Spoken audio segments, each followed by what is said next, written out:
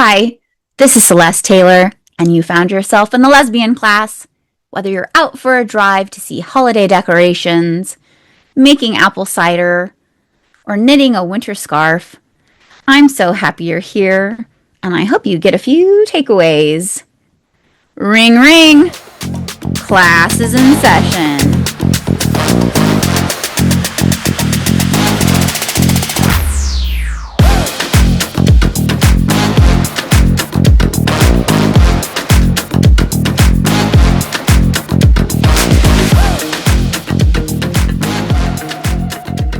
Welcome back to the Lesbian Class Podcast.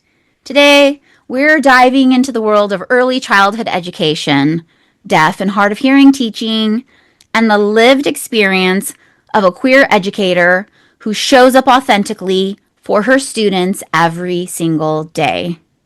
My guest today is Gabi, a kindergarten teacher who spent the past 7 years working in the DHH community. She's a proud, out, queer educator, a champion of representation in her classroom, and someone who navigates a fascinating intersection of identities: Jewish, hard of hearing, queer, and deeply committed to creating inclusive learning spaces for young children and their families. In today's episode, we're talking about what it means to be visible in a field that often pressures queer educators to shrink themselves, how she handles cultural conflicts and misconceptions, how her identity shapes the emotional world of her classroom, and why representation in children's literature is a non-negotiable for her. Today's conversation is about belonging, courage, and the quiet everyday decisions that help young students understand that diverse families exist and are a part of their world. She's lesbian and uses she, her pronouns. Welcome to the lesbian class, Gabi. Hi. That was like such a beautiful intro. Wow, hearing that back, that's beautiful. That filled my heart. Thank you so much. It took some tweaking, but I think I got it. Thank you so much. Thank you. Yeah, I'm excited to be here. I am so happy to have you, and thank you so much for being here, especially for me to have a member of the deaf and hard of hearing community here. Thank you so much. Of course. We're all about representation on this podcast. Yes, always. I see that. Well, so you've mentioned having, and if you know, kind of visibility at work in regard to being queer. How did you find your comfort level with being out on campus, especially teaching young students and having diverse families? Yeah, well, I think that when I think back to when I got to a comfortable place, it kind of paralleled me being comfortable being out in my personal life. I feel like those kind of coincided. The more I introduced myself to people or introduced my partner to people in my personal life, I became more confident in my work life, being out. In terms of if you know, I have an undercut, I have a rainbow tattoo. So I feel like I'm not necessarily hiding myself. If the conversation came up, I would probably speak about it. It just kind of depends on the context, who I'm talking to. Is it necessary? Whatever that means. And yeah, I just feel like as I became more comfortable in my general everyday life, I started to come out or be more clearly myself in all spaces. That includes at work. And then with younger kids, it's definitely a very touchy area. I am aware that there is a lot of, not necessarily stigma, but there's still misconceptions out there that people who are queer are pedophilic. I mean, I've even had conversations with my grandma, who obviously was born a while ago, and she'll still say things where I'm like, are you hinting that you think two gay men are pedophilic? That's sort of that's a very different issue. This is not related to that whatsoever. So I'm careful. I'm aware of it. I try not to internalize those beliefs in myself, and I don't want to feel like I have to feel weird or anything like that. So that's a really hard question. How did I become comfortable with that? Just, I guess, in part, looking up to other queer educators, anyone I could find. There's none out in my school. Mm-hmm. And then just building confidence as an educator, regardless of my queerness. It doesn't even have to be involved in what I do. And then it kind of all just comes together. That's part of the intersectionality of it. Like it's only one part of who I am, and I'm a really good educator, regardless of if I'm queer or not. And the queerness is just a special side of me. I think it gives me a lot of value as a teacher because I'm really empathetic and I consider, I don't know, like how being a part of a minority or being a part of a group that's not necessarily the mainstream gives me a really wide perspective of things. I'm more patient and like willing to learn who other people are, because I'm multidimensional. So then I assume they are too. So you just said that you don't work with any other out teachers. So does that I mean don't. there are other gay teachers on your campus though who are No. closeted? Oh no. I Okay. feel like I would feel that out super easily. I Okay. feel like I could read it. There are queer people for sure. Like my aide is queer, but in terms of like teachers, Mm-hmm. no, Okay. it's not. And it makes a huge difference. It does. It would make a huge difference if you did have other queer out educators who you worked with. When I actually taught with other gay teachers, finally the last 2 years of my career, we were all really siloed. And I was on the same grade level team That's as so another fun. as another lesbian. That's fun. It wasn't though because the culture of the school pitted every teacher against every Yeah. other teacher. It was a helicopter parent school, and this woman was so seemingly jealous of me, in competition with me. She invited me to dinner at her house with her partner once. So she wasn't a girl's girl, is what I'm hearing. Probably not, no. And she was also a later in life lesbian, which was really interesting. She'd already been married to a man, had a kid, then left him for this woman. Yeah, I feel that. There was probably like a lot of built up resentment to you. I don't know, probably being out younger than she was earlier. Mm, I'm sure. possibly. I was thinking as I was speaking my words, there is another out teacher who just arrived this year. Actually, she's not out, but Mm, I don't think she hides it. It's just she doesn't currently have a female partner. Kind yes. of thing. Not that Yeah, that takes away her identity, doesn't, but yeah, we've gotten really close and she's one of my best friends this year, which is like really excited. This is sort of like a new thing, but yeah, I guess it's the same for both of us. If you know, you know. I just have a partner who's present and comes to things, so I guess it's confronted a little bit more. I see. And But she's still then new, so she's feeling it out, I think. I see. So when there's a school activity that Yeah, like there's happens, a winter concert coming up. exactly. So it went at your winter concert, Mm-hmm. your partner will be there. Now, Yep. do you introduce Hell her yeah. them to as your girlfriend partner? I will say my partner. Maybe one day I'll say my girlfriend, whatever. But with my close friends and staff that know me, they know her and they know she's important to me and they know me. So it's like whatever, but it depends on the context, I guess. I am unapologetic about it, but I might be more forward and outward when I'm comfortable with people versus staff that are older than me and I don't really know.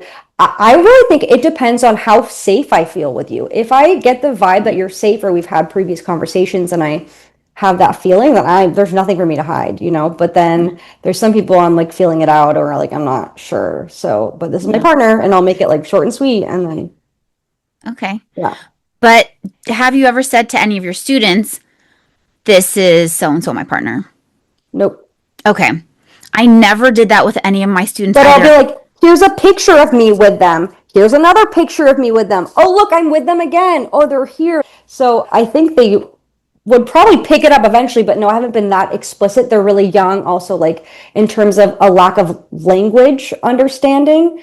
I Mm, think it makes it a little bit more complicated. But if they straight up asked me, I'd be like, yeah, okay.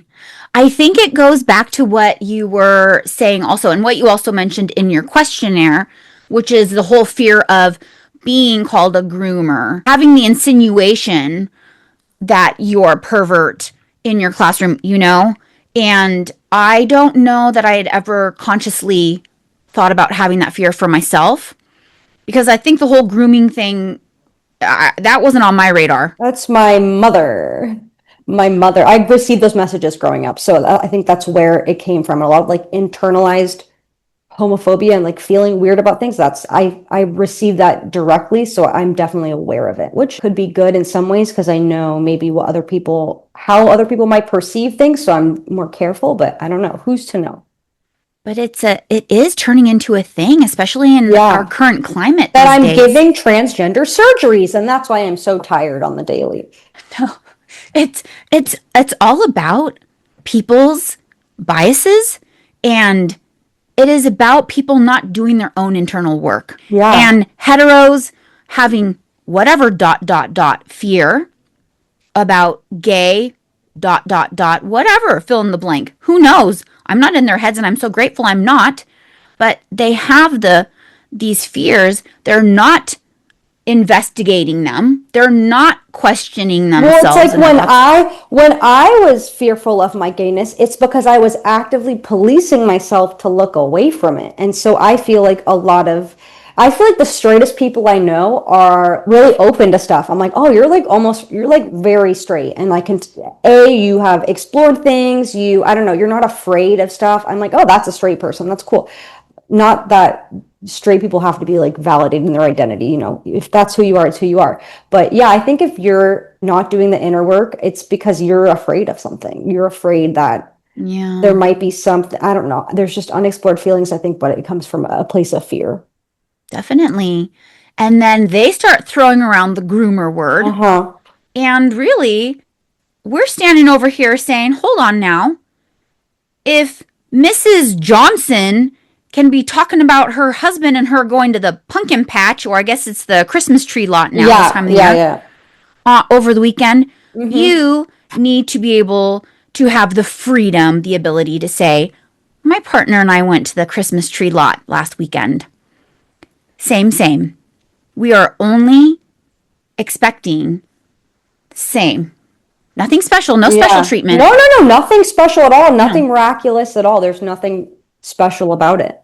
Right. Just give us the same respect, the same courtesy, the same.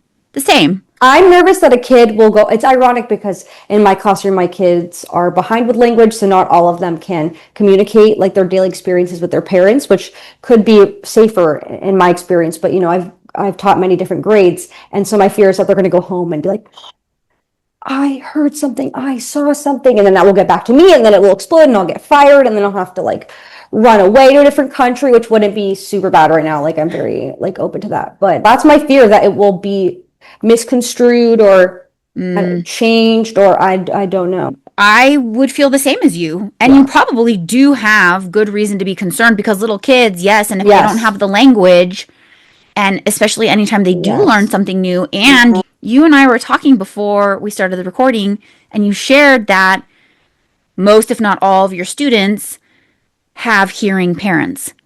So it's called the 80%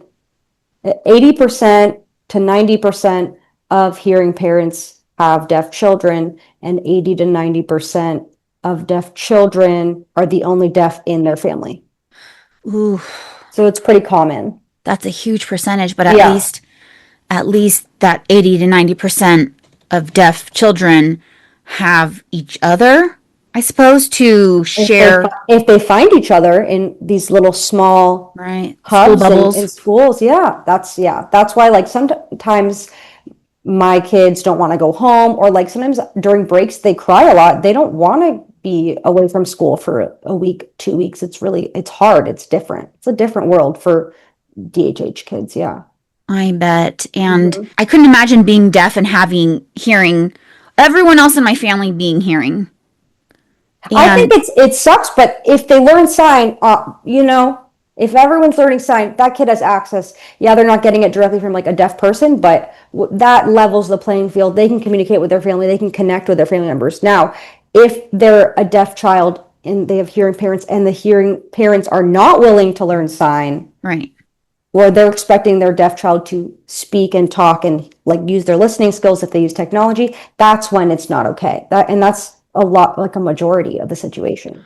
Really? That's what I was just going to ask you. Yes, it is. It's a majority. And it's like, I'll have these conversations with parents, especially at parent-teacher conferences, where I'll say like, hey, did you know this about your kid? This is their favorite color. This is their best friend. This is their blah, blah, blah. Or I'll say, this student keeps coming back to me and he keeps saying, oh, I'm happy. And I'll be like, let's go in the mirror and look at your face. Is your face happy? And the kid will say, oh, yeah. I'm like, no, your face is sad. You are sad. And then I'll ask the parent, I'm curious what kind of language you use with them at home. Are you only signing the word happy? Is that the only option? Because you're limiting your child. And then I'll say, if you keep this up, you're not learning at the pace your child is, or you're not making an effort to like expand your vocabulary. Your child will continue to confide in me or their future teachers or their friends. They won't confide in you. They won't. You won't know your child.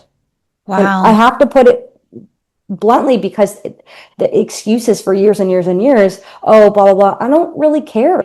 This is your kid and they're an amazing kid and you won't know them. Don't you want to know your child? That has me wondering, will the school district provide sign language classes for these parents, or will they have to pay for them? Oh, we do. And there are free resources and I send them home like at least weekly. I post things online. There are resources out there. There is no excuse, especially with all the technology available. There's apps you can use. There's free Zoom. Now, the parents who specifically struggle and have every right to struggle is those who are non-English speakers. That's really hard. Mm, And I have some non-English speakers who are doing it anyways and figuring it out. And I'm like, there it is. If you care, if you want to, you will. right. Ooh, gosh, that's got to be a whole other layer It's of a complexity, though. struggle. Yeah. Spanish speakers, and they come here, and then now their kid is learning American Sign Language, and maybe in their country they use language signed Mexicana, which every different area has its own sign. Every country, every language has its own sign modality. Mm-hmm. So it would be easier for the parent to learn language signed Mexicana because it's borrowing from Spanish vocabulary. But now Right. they're in a new country. Their child is learning American Sign Language, which borrows vocabulary, grammar, concepts from English, and they don't even Right. know English. So I'm trying to like bridge the languages and get resources from, and there's a lot less. Mm, yikes. That would pose a problem. Do you have language sign Mexicana interpreters for all of your parent teacher conferences and everything? Well, the parents themselves don't speak Oh, that's language. right. You know what I'm saying? Yeah, it's hard. But yes, I in a way I'll have an ASL interpreter for myself, and if they speak Spanish, a Spanish interpreter. Oh my gosh. Oh, it's fun. My world is crazy, and that's the way it is sometimes, like That's a lot of interpreting. a lot of adults and my brain, and so I'm thinking about language, and then, there's certain times when like I have some students that are not, I work with so many different students and families from all over the world. Like I have families that speak Pashto, which is Hmm. from Yeah. Afghanistan. Afghanistan has like tons of different dialects, so like I have to find an interpreter for that specific dialect. And then I have an influx of families from Haiti right now. They Oh. speak Haitian Creole. And so if I have to communicate with them, something as simple as like, hey, your child peed their pants today, I'm sending them home in another pair of pants and underwear that I bought from the school. Please feel free to keep it. Uh-huh. And then like writing this out, then I'll use like Canva to translate it, and then I'll like tape it to their backpack, or I'll be like, can you do this? Yes or no, circle one. And then I'll wait for the paper to come back the next day. And like that's the Wow. extent of my ability to communicate with them, which is crazy. Wow. Yeah, sorry, I went off on a tangent. No, it's so relevant because where I was teaching my last few years, we had a large immigrant Yes. population and a Yes. large refugee Yeah, they seek refuge here. refugee Especially population. deaf children can be killed in different countries, Oh, I'm or sure. they're thought to have absolutely no cognitive abilities. Like I'll have parents that Oh, come here and they'll be like, will my son ever read? And I'll be like, hold on, come here. And I'll grab their hand and I'll take them to an upper level DHH class where they're like discussing grammar or like something. And I'm like, oh, I don't know if they're, no, dude, they will do literally everything. They'll get married, they can drive, they'll go to college, blah, blah, blah, blah. And the parents are like, oh, and I'm like, yeah, dude, a wow. hundred percent. That's so true. Yeah. Deaf, mute, blind people, babies are often killed in other countries. I Yeah. know. Hmm. It's remarkable for me to think out of the amount of immigrants, refugees who are coming into America, the percentage of their children who are deaf.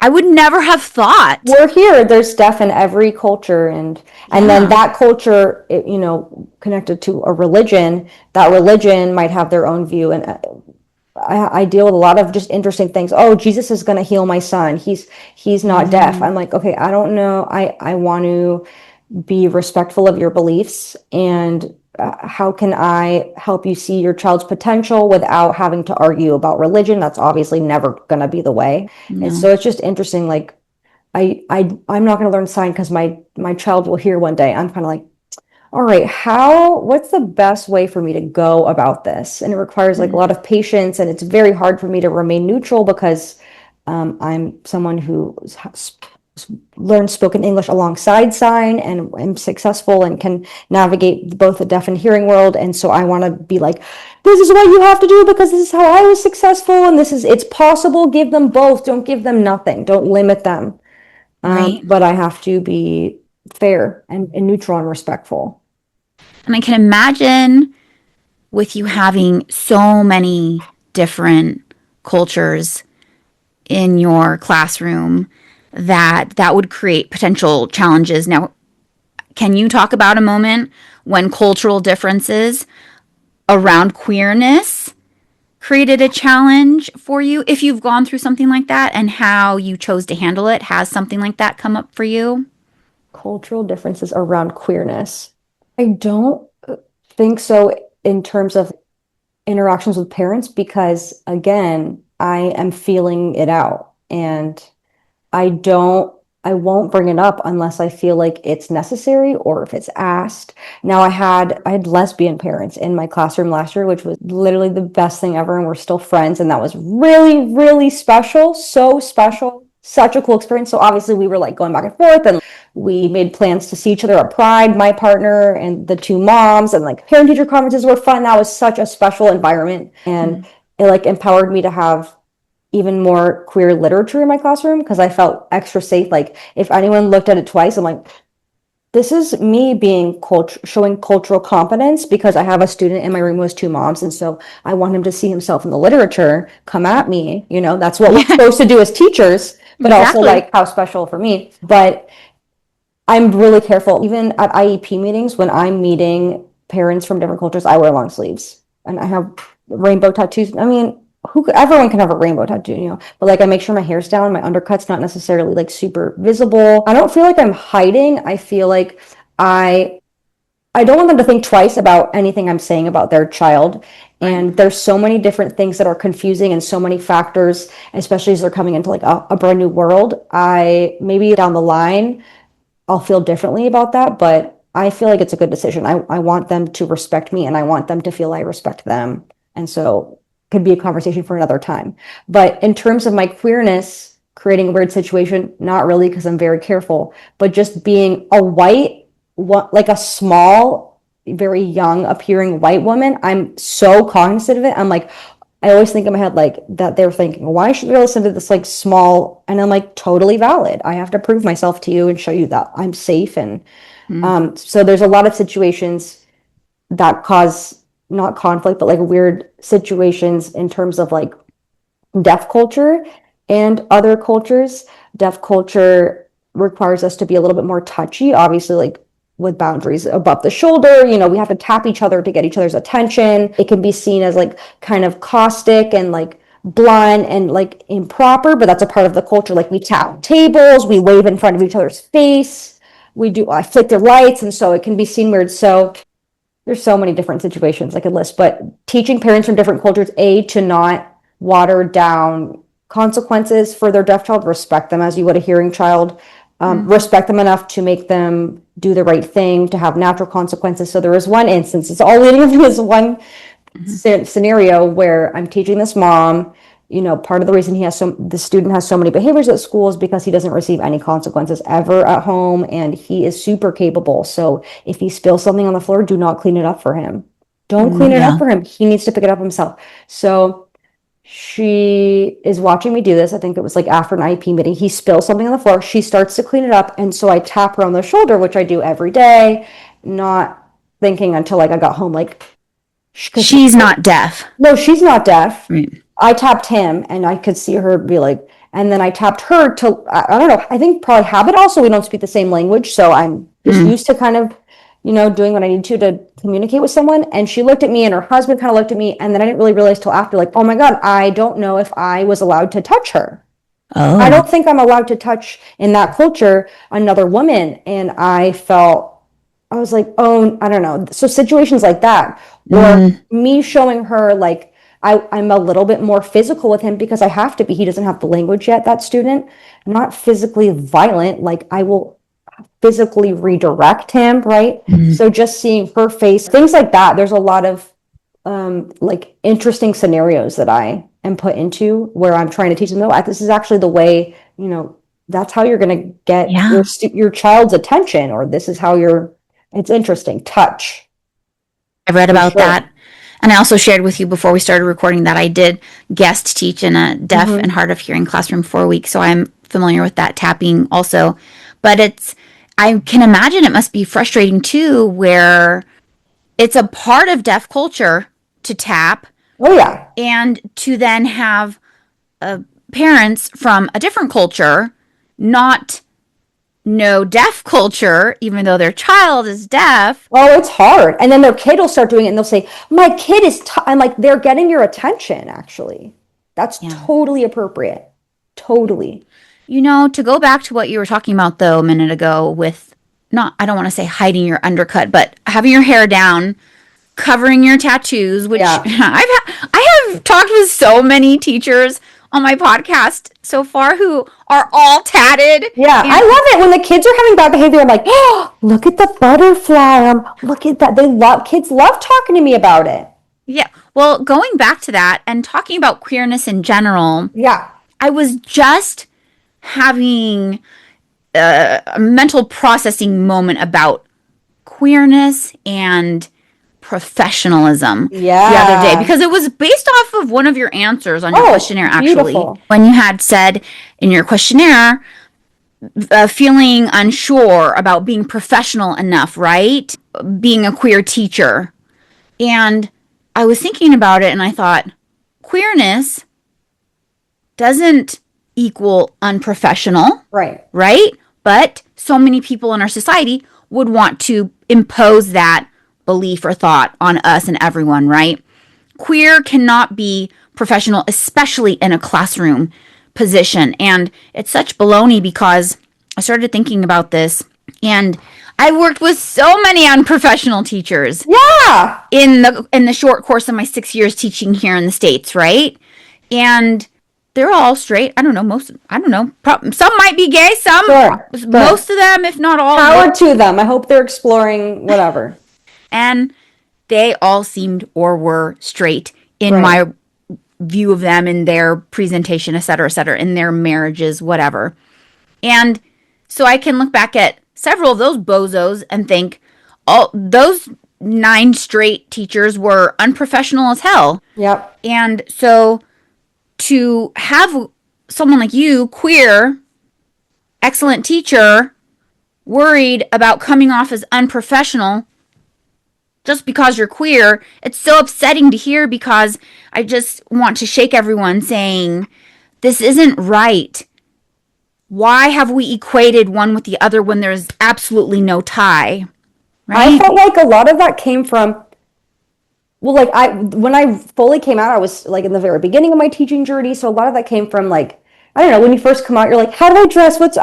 Oh, I'm gay. Okay, I need to like blah, blah, or like misconceptions of what it looks like to be gay. So navigating how to dress professional while also navigating my identity as a queer person, and then also navigating my identity going from a college student to a grad student to being a teacher in the professional world.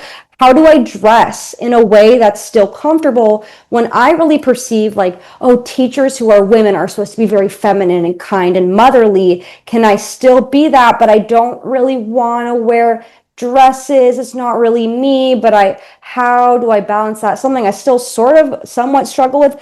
Elementary, it's pretty chill because everyone just like ends up wearing jeans and stuff, but it's still something I think about in terms of like, I don't know if I have meetings with parents or I'm around parents. I do think about like how I can appear the most professional. Maybe it's like an internalized thing, but yeah, I feel like in terms of clothes, like I feel like parents are expecting to meet someone super, super feminine. I'm Mm. femme, so it's totally fine. But I'm a tomboy. So I think that they're expecting someone super feminine and put together when I meet them, and I don't know. I think it all kind of comes back to that. I have so many challenges for you. So Do it. Challenge me. it's one of those things where, and I've shared this on another episode too, so I don't want to be too redundant, but I knew a gay kindergarten teacher years ago. I met her at the LGBT caucus at a teacher conference years ago. And she was the head of the LGBT caucus, and she happened to be a kindergarten teacher. This woman was the dykiest dyke of dykes. Dyke. I love dykes. I love dykes. Bull dyke, right? Like Yeah. bull dyke. And kindergarten teacher. Awesome. But got so much pushback from her Yeah. admin. Swear to God. Right? But talk about a woman who was passionate about educating little minds, Yeah. And she would share her units that she would teach throughout the year with us, and we talk teacher stuff, And she was so passionate about being inclusive and having a diverse learning environment for her students who probably came from all the same, really just, hetero parents, et cetera, et cetera. But she was this person that her students would be able to look at and say, wow, she was not feminine, she was not soft, but she was a passionate teacher. Yeah. And they're out there, and it irks me. And I've known, I'll say two male, straight, but male kindergarten teachers, and they're also very effective in educators and teaching little kids. Yeah, but a man in a woman-dominated field in a soft job is absolutely applauded. Wow, you chose to do that and you're a man? Right. That's incredible, right? But I don't know. If we're in a woman-dominated field, we're expected to fit morph what that looks like to be like a woman, a professional woman. I get it. And I would love to come and teach at your school because I never taught at a school visit where I was anytime. allowed to wear jeans, except for on Fridays, casual Friday with our... Yeah, we're a jean school. Oh, wow. Yeah. Oh, wow. But also I have to be able to wear, if anyone wants to come up to me and be like, huh? I, at any moment's notice, have to be able to drop all of my stuff and run out the door after children, constantly. I'm on my knees all day because they're little, all that kind of stuff. What's really fun is I think some children are inherently not attracted to queerness, but drawn to it. I was that kind of child, so it's funny to see that. But there's certain times where I brought my partner in, who is undeniably beautiful but mask presenting, and the children are drawn to her. I swear to God, drawn to. I'm not sure what you are. Doesn't really matter. You're beautiful and you're beaming and who you are. And I'm like, I don't know if those children will be eventually queer or they just feel super safe and it's or something is interesting. But I remember as a child sort of being drawn. If I walked into a room or I was at a camp, I was totally drawn to queer people. I'm like, whoa, that's a person who's beaming with something I don't know. Probably acceptance. Yeah. Right. Peace, love. No. Yeah, that too. Chill. No. Yeah, probably, honestly. Yeah. Not with eyes ready to attack any other. Openness. Right. Openness. Yeah. Totally. Well, what kind of misconceptions or uncomfortable assumptions about queer teachers have you personally encountered, and how have you learned to navigate or counter them? Have you had any? Just kind of going back to what we were talking about before, where there's assumptions that we are recruiting children to be, or grooming them to be gay. So yeah, I was talking about this with my girlfriend the other day, thinking about anticipating this conversation with you, or this question even. And 2 years ago, it's very often I'm teaching my kids colors, super often, especially if they've come from different countries. They obviously can recognize colors, but they don't have the signs for them, the verbiage. So I tend to reteach colors. And I have to think of activities that are engaging. My kids have very limited attention. They might have never been in school before. So I bring in a pride flag for an activity where I have all these plastic foods and I'm like, oh, corn. Where do we think? Yellow. Blah, blah, blah. And no one would ever care about that. I don't think anyone would even bat an eye. But I have the flag out and we're doing this whole thing.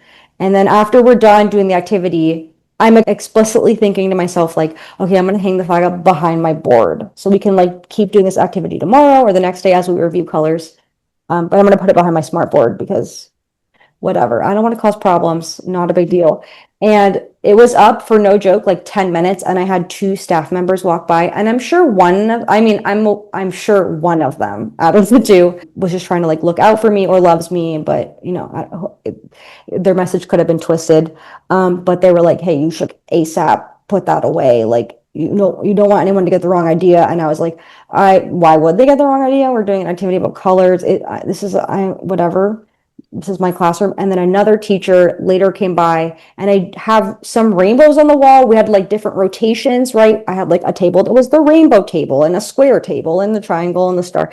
And then that teacher came in and was like, there's a lot of like rainbow stuff going on in here. I don't know what parents might think. I'm like, there is two rainbows. This is a kindergarten classroom. We love rainbows in here. I'm not really like, I don't know what to tell you. Children all around the world this age love rainbows and unicorns, and that's just rainbow. And I took the flag down, and I was like, really, yeah. I thought about it that night and was like, that's really weird. Really weird. Yeah. And it was weird of the person, but also, I'm sorry, that person's probably bigoted. Even if they don't come across that way to you, they probably are. Yeah. And because I don't care if the person's not bigoted, the way that they said that to you definitely did come across as, I don't know when or what moron who's out there started the whole politicalization of a pride flag. It's such bullshit, It's such bullshit that to see a pride flag in a classroom is going to create such havoc in a classroom or rile parents up so much. And then it goes back to them not doing any internal work, not challenging their own. But some of the challenging is challenging religion, and don't challenge it or you will be excommunicated. You'll be excluded. And if we go back to belonging, well, then you won't belong anywhere anymore. And then you are unsafe because you don't have people to protect you. It's like all I think about all the time. Oh, that's so true. And I have such negative opinions about organized religion these days, but I really don't give it enough credit for, fucking with the minds of so many people, because so many people are wrapped up in all of the religious indoctrination and fear. And honestly, when I'm pissed at people, right, who come off as bigoted to me and about queer people especially, I never stop and think religious programming. But sometimes even when I do think about the religious programming, I think to myself, no, they need to fucking get a grip and start doing some independent thinking. Unlearning and independent thinking. And I 100% get that we are at a cellular level built on we won't survive unless we're with our tribe, right? And so I totally get that. But it would take time to find a new tribe, 100%, right? There will be that whole loneliness, that whole dark night of the soul. I did it when I came out. Us queer people, us gay people, we did it because it's what drove us to being healthy or being ourselves or living a life that's worth living. So I feel other people can do it too. I just think when it's with religion, it's like 1,000 times more difficult because it can be like deeply embedded in your brain. You don't even know what you know or what you don't know. You seriously don't. True. Like you don't know what you don't know. And then your family's involved and you risk losing your family. I feel like it's with any community. I just think being someone with so many minority identities, besides obviously being white, very privileged in that aspect. But I am always trying to, I don't want to live my life constantly thinking that everyone else is stupid and wrong because it drives me insane. I can't.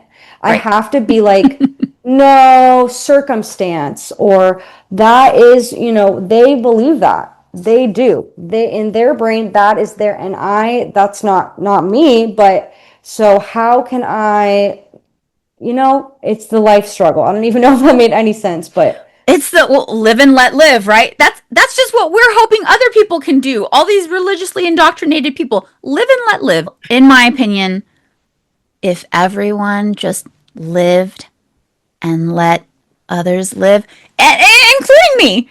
We would all be so much happier because I wouldn't be over here in judgment and gritting my teeth at night thinking about these dips in Texas taking away all of these freedoms of trans people and other queer people. It's such bullshit, right? And if everyone just lived and let Grosses others me live. out. No, we can't. We can't live and let others live because government, and some people's desires and beliefs impede on others.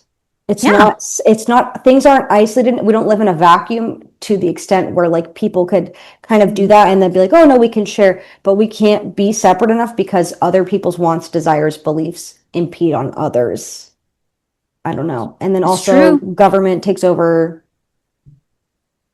our belief system, our bodies.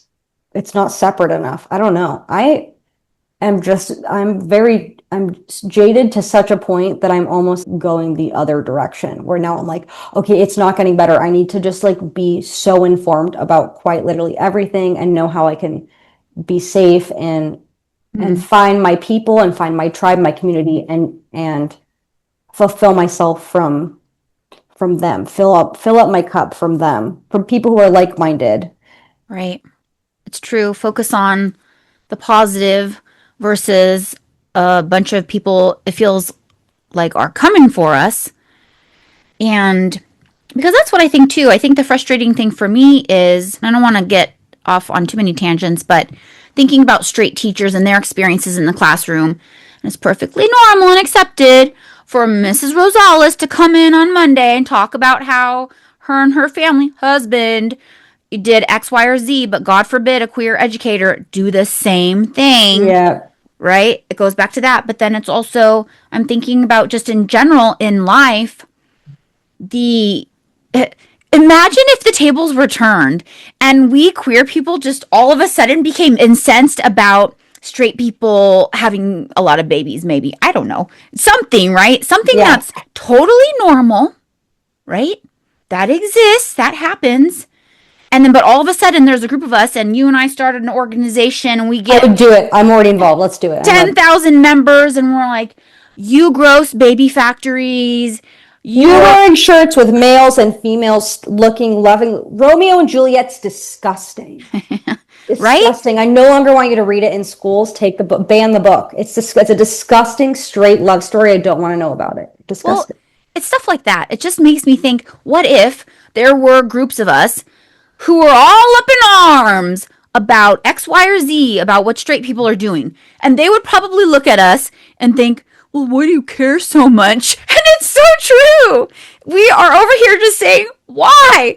Why do you fucking care so much? Fear, and we're just more fulfilled people. I don't know. I just am unquestionably I'm so happy to be with this group of to be in this community with this group of people who just like lift each other up. It's almost like otherworldly. Like it really is. Like when you find queer people in different spaces. And so something that naturally energizing and positive cannot be bad. It just can't. So it really does. It makes you infuriated because it's like, what about this is harming literally anything? We are happier. We want babies to such an extent we will spend trillions of dollars and be so intentional of what it means to be as parents. We'll go to therapy before. We'll have every conversation. And then I have straight parents who are popping babies out and can't afford anything and they're struggling. I'm not saying gay parents are better or anything, but I'm just saying you can look around. Look around. Yeah, like yeah. I know every pride parade I've ever been to has always had the most adorable gay families. I love seeing families. It's true. I mean, I think that kids of gay parents are extremely loved, right? Because it goes back to what you're saying. The planning, the purpose, the intention that goes into it. Obviously, those parents are going to care. I mean, I'm not trying to make a blanket statement. There are straight parents who care. I'm sure somewhere. I've met some of them. They're out there. Wow. But it's true. I would say all gay parents are awesome. I would say that. I would support you in that statement. Yes. Mm-hmm. Yeah. We don't want to be canceled for any comments we're making today. No, of course not. But I'd say it's fair to say all gay parents are awesome. Yeah, no, I agree. I'll back you up on that statement. Well, okay, when you think about your teaching style, you've said warm but sturdy, representation focused. How do you feel your queer identity enriches the emotional world of your classroom? I'd say like validity of complex emotions, even in like little bodies. I was like a very fearful child for valid reasons, and also just who I was in my body was very anxious. And so just like the validity of their feelings. And also, as I'm speaking, hearing my own words come out of my mouth, I there's a lot of conflict, especially with younger kids, with like their best friends. If you can see where I'm going, like I am thinking of two specific girl students I have right now. And I think that one of them will grow up to be queer, but it doesn't even really matter.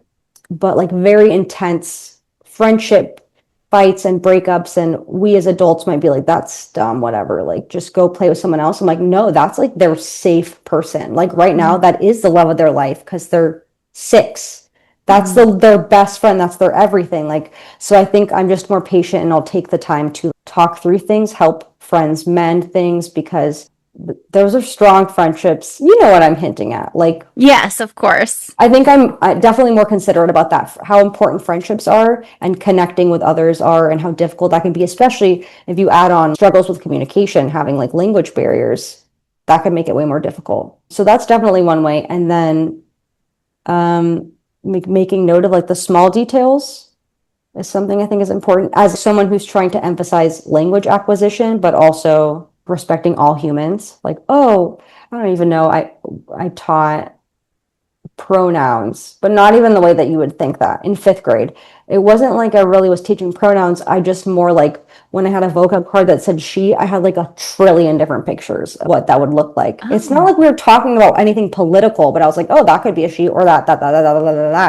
Right. Whatever. And I'm always just kind of like, whatever. When I talk about things, there's a word for it, but I'll point it out and not try and make it super special, even though in my head I'm like, this is so cool. I love this. This is my dream. Like, I've always wanted to make everything visible. I'd love to have these examples if I was little, but having it present and visible in a way that doesn't, I'm not necessarily like, oh, this is a special, cool, different thing or different person or different way to live, but more like, yeah, there's these options and there's these ones, and those are all of them. Just Right. go ahead, whatever you want to take Those your are pick. all of them. Yeah, options and yeah.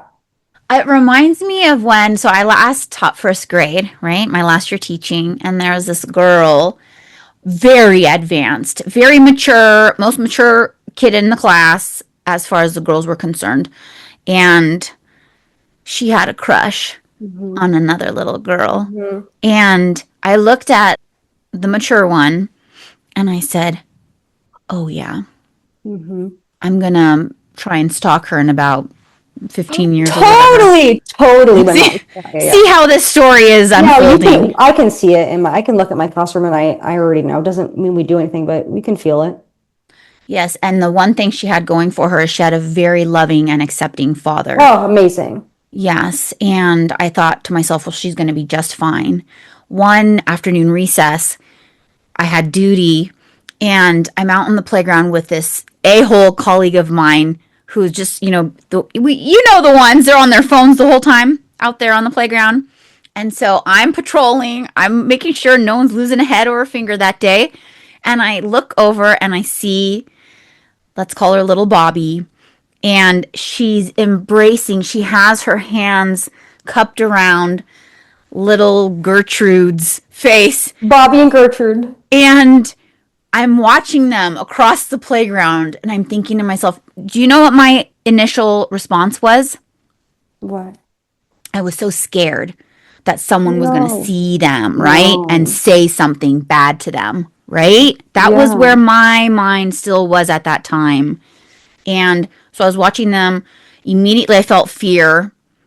And so I quickly called them, Bobby, Gertrude, right? And so they come running over to me. I was like, hey, girls, what's going on? What are you doing? Who are you playing with? What are you all doing? I was so scared that the other teacher or some other kid would say something stupid or rude to them. But that mature Bobby, that was a kid who knew who she was at a very young Yeah. age and was just going following her heart. Well, they haven't received as many like of those messages yet. They will later. Exactly. They will later, but your best friend when you're little, that's like literally everything. I remember that feeling. So if I catch it, I'm like, I'm gonna nurture this in the most appropriate way possible Yeah. because it's that your that's what your feelings are. And then also, I mean, I'm an undercut, so things will come up. Things come up all the time in the classroom, and I like to question the kids and kind of help them find their own answer. But they'll say, why do you have boy hair? And I'll say, oh, do you mean because I have some of my hair short? Yeah, boys have short hair. Well, I know I'm not a boy. I'm not a boy. I don't really feel like a boy. I'm definitely a girl. So I think I'm just a girl with short hair. What do you think about that? And they'll be like, and I'll see like the wheels turning. And they'll be like, but why do you do that? I'm like, I just like it. It makes my hair lighter. I like it. It's fun. And then like as the year goes on, it's cool because like they'll stop asking me or they'll like be excited and like want to show other people it, whatever. Or I've had some kids like, I'm gonna do that. I'm like, okay, well, definitely talk to her, like get an appointment, don't do it yourself, but like love that I can inspire that for you. So like conversations like that or gendered stuff starts really early. Not that it has to do with my sexuality, but It really does. oh, he can't use that. Why can't he use that? It's a pink pencil. I'm the only one. He can definitely use a pink. Can you use a blue pencil? Yeah. Well, blue's for boys. Yeah, but I like blue. Yeah. That's really interesting. We should talk about that. Interesting. Like, oh, unicorns, or like I'll see teachers be like, oh, this little boy earned a sticker, trucks. And I'm like, trucks, Mm, unicorns, rainbows, zombies, monsters, go. Which yeah. you pick. So I guess not limiting their options based on their gender because they're so Right. little and Yeah. that it will Because happen later. people who do that are the ones who are Yeah, indoctrinating anyway. basically, yeah. To give a child open options, or, right, to not just say, you're a boy, you get blue, you're a girl, or as far as we know, boy, girl, Mm-hmm. you get pink, to have it just be open and let the kids go for what they're drawn to, Mm-hmm. right? That's not indoctrination. Mm-hmm. And it's so that's I don't know, I just that's why I feel frustrated a lot because It's then frustrating. then I think about the people who don't make sense. And then to me at least that doesn't make sense, right? Mm-hmm. For someone to look at you who would you would be giving them the option between 9 stickers as you're trying to indoctrinate because you're trying to get that I'm boy. too tired to indoctrinate right now. I'm trying to get them to not kill each other, get out the door, learn some letters. I'm too tired. I don't get paid enough to indoctrinate. That would take so much work. That no. It's also Seriously. like not hard to use inclusive language or talk about things in a way that's not so limiting. You work within the deaf and hard of hearing community. How does that layer of identity, your own and your students, shape conversations about family, identity, and representation? Well, we definitely, when the subject of family comes up, we're talking about a lot of different family dynamics and the ways that families talk to each other, the ways that they spend time together. There's so many different family systems just in general. Then you bring in being deaf and using different languages, like multi-languages.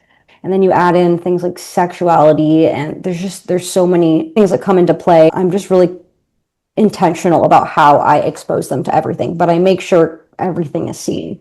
I'm also careful not to pose one family system as being better, more correct, more normal than another. At least I try to in my classroom because I know that they're receiving much different messages at home, Mm, whether that's intentional or not, just like their culture and their family and how their family has been brought up. But yeah, just visibility. Visibility is so important. Making things visible, exposure too. Exposing, just boop, dropping a little bit. You think about it what you will, but I'm going to give you the opportunity to make a judgment on it. You can't judge it if you don't even know it exists. So here we go. This is what it looks like. It's neither right nor wrong. It just is. And different does not equal bad, and same does not equal good. mm, For God's sakes, right. everyone.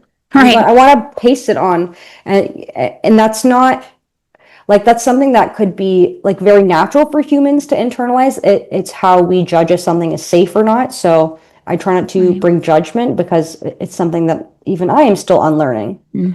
But yeah, we talk about it. We talk about how do you communicate with this person and who do you see more often? Who drives you to school? Who do you, and I'm just really careful, like even making worksheets or if we're talking about something casually, using like more inclusive language, like, oh, what adult? Instead of saying mom or Oh, dad, I'll say parent. Sign itself has inclusive language. It can be inclusive. So when I teach, I'm intentional with teaching vocabulary that's inclusive, all of it. I love that. I didn't even think about that. Has sign language had inclusive language your whole life, or is this a Sign new is development? a living language. Yeah. Just like all languages are living, unless they're like dormant languages. I don't know, like Latin's kind of a dying language. Sorry. Dead. Yeah, dead Sorry, language. Latin. We respect you, but sign is very much living. And so as new things come up, topics, people, experiences, death spread it like wildfire. And might be different regionally, but yeah, there's like Uh-huh. LGBTQ has its whole sector of science. Nice. And I'm not necessarily exposing kids to that, but like you can even say mom and dad. I'll just be like parents, Mm-hmm, your mm-hmm, mm-hmm. parents, or kid instead of girl or boy, whatever. Anything I can do, I'll expose them to it. I think that's the healthy thing to do in a classroom because it's all about letting kids figure themselves out instead of having someone tell them who they are, right? Yeah. Giving them the space and time to figure everything out. Like my last guest on here said, most kids, cis, het, aren't gonna question I their don't care. lives, right? So I Yeah. don't know why everyone's, all like, oh, groomers, indoctrinators, blah, blah, blah. No. And I always laugh internally and think, I didn't have one out teacher my entire education ever, even in college, I would say, except for maybe a PE teacher. I joked last time. And hi, here I am. So, how do they explain that? I came from straight parents in a family of straight people. All of Yeah. my aunts, uncles, cousins, I'm the only one. And I think that's what the fear filled hetero people don't understand. There's not that many of us. I So, think that they're afraid that if they open the gates, there's no control. There's a loss. mm, I think sexuality is just one more thing that can be controlled. Your weight can be controlled. If you look like you've aged, can be controlled. Your mhm. body, your diet, your everything, all these things that we control because the fear is if we don't, oh my God, the world's gonna explode, nothing's gonna be put together. But I think, yeah, it's fear, man. Fear. It's all fear. Fear, big time fear. Mm-hmm. Well, if you could wave a wand, get that magic wand out. If Yeah, you I have could it. wave a wand and change one systemic thing in education, Oh my God. something that would make life easier for LGBTQ plus teachers, students, families, what would you want to see shift first? That's such a hard question. Save the toughest for last. Oh, I know what it would be. To require and or encourage the use of LGBTQIA literature, allow it, celebrate it. Yeah, well, the example I was going to use is probably not appropriate as I'm thinking over it in my head, but you know, never ever even for a second discouraging a teacher from having literature that includes LGBTQ people ever. Should be in all classrooms because it's like real stuff. It's not, I don't know what you think the problem with it is, but it just helps children understand. They can identify, they can acknowledge, they can see. It does not make them anything.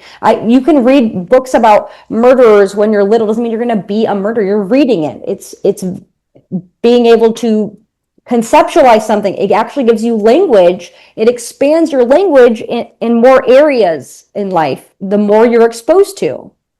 That's it. Yeah. I don't think it has to be any deeper beyond that.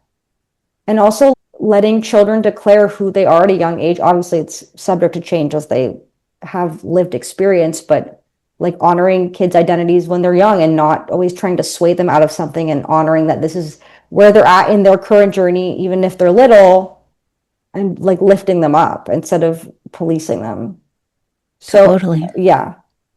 I echo all that. I really thought you were going to say to make it mandatory for all teachers to put their pronouns at the ends of their emails Oh or my whatever. God, whatever. I feel like that's like You step did say that. zero. You did talk about that in your questionnaire, It though. would be cool because I would feel less weird, I guess. I don't want to always be the one like, what are your pronouns? Like, but I will be. Like, don't get me wrong, I will be, but Yeah.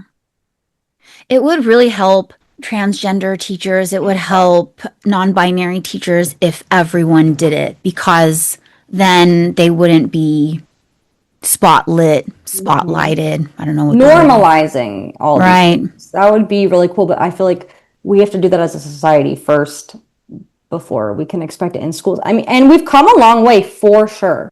Yeah, we have. Yeah, the administration that we have is not Right. going to be supportive. Yeah. No, definitely. I think, yeah, that's a lovely idea.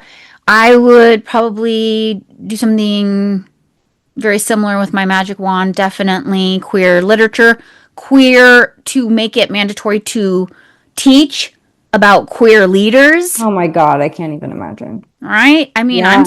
I could probably name 3. I don't know about you, but I pop in my head. Many. oh, nice. Mm-hmm. And I have Instagram to thank, right? Lesbian Herstory or accounts like that. These people who are teaching me never learned anything about any of these queer heroes or leaders at What about school. heroes who just are queer? Like heroes, blah, blah, blah, blah, huge list. And then several of them are queer. And Exactly. these are their identities, blah, blah, blah, queer and other stuff. And that's like not even the biggest part about them. And just they are queer. They happen to be Right. queer. Person first language. Got to remember that. Yes, even talking about queer. Definitely.